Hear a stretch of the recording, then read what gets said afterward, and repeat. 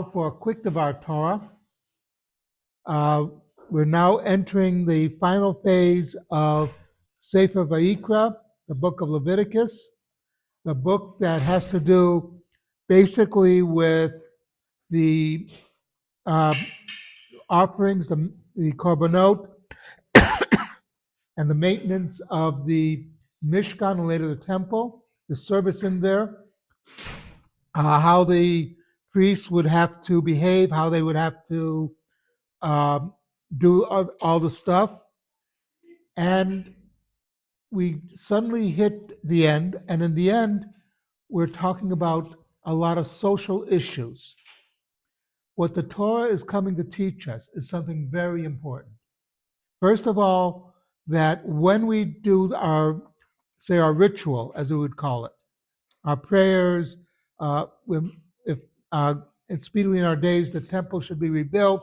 When we bring offerings, and Alan would be very busy, he'd have to be very careful of how he does things, that we do have to do everything very carefully.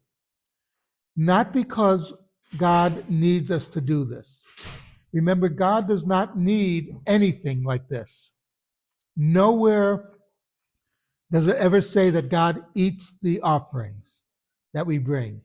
He smells the aroma, sees how we, what our intent was when we brought them. All the stuff that we do is not for God, but for us. God wants us to be better people. He wants us to improve ourselves, first on a personal level and later in a societal level. And this is what the whole purpose of the end of this book is coming to teach us. We have the laws of Shemitah, letting the seventh year. We have the laws of all these different laws that have to do making loans, not charging interest, all these things that have to do with our personal relationships and our interpersonal relationships. What type of society do we want to build? And we build it from the bottom up, not from the top down. There's no hand saying, this is how it has to be, I'm the king, and therefore you have to do it this way. If the society itself is not a good society, then it doesn't matter what the leadership says. John Adams, famously in a letter to the Massachusetts militia that he wrote in 1799 while he was president, made the comment that our Constitution was made for a moral and religious population. It would not work for any other type of population.